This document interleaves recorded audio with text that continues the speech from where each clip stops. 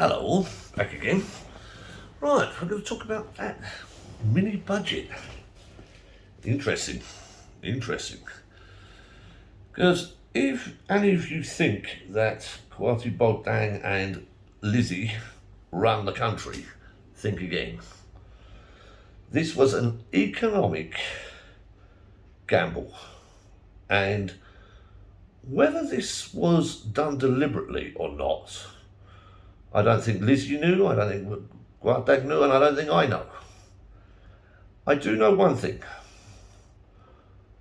What they were doing is they took the gamble on by scrapping the banker's bonus, they would actually be able to get this mini budget through. Why a mini budget? Because if they actually said it was an original budget, then it would have been for the OBR to actually scrutinise prior to it being actually put out. So they did mini budget, a fiscal event. So that is how they've worded it on that way. So by scrapping the bankers' bonuses, they were actually trying to soothe their brow for what they were going to do on the tax cuts. Bankers being bankers, shorted the pound. So they were actually gambling on shorting the pound. That's what bankers do. That's their job. Let's not criticise them. That's their job. So they didn't give a damn whether their bonuses were. I mean, they've been getting under the hand bonuses for years. They do not care. All right, these guys are experts at what they do. And they shorted the pound. Now, that's fine. Okay, pound we can rebuild. What the damage, though, is to the gilt bonds. The gilt bonds are basically what keeps the economy going. And they have lost a lot of money. That basically means that the UK is into recession. And what I can see from Lizzie Ann Bogdan at the moment is that they are actually in the process of bankrupting the country prior to a Labour government coming in. Now, that's dangerous.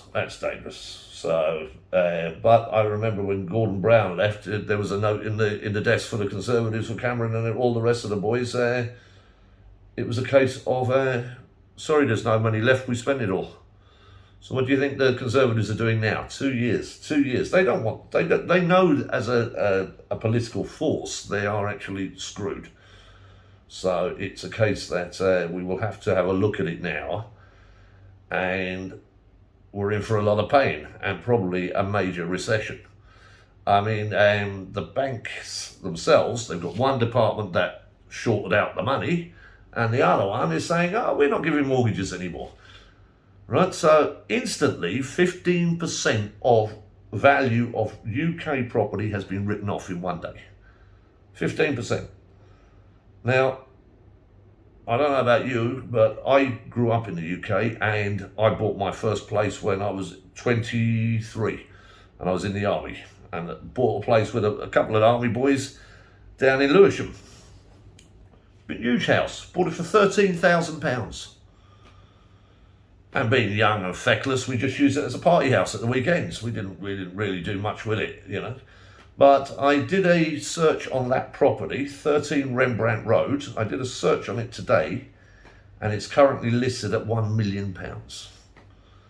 So if you say we'd kept that property, you would actually turn around and, 15%, 1 million? Yeah, 10%, that's £100,000, £150,000 gone in one day. So Lizzie is not being the Prime Minister. There are controlling forces behind the Prime Minister at the moment. That's how they got her in. That's how they actually turned around and got her in. It's been a total bloody disaster, and it's probably going to kick the UK into recession. Though, by the way, the UK now is classed as an emerging country. That's its fiscal rating. It's lost its AAA. It's now classed as an emerging country.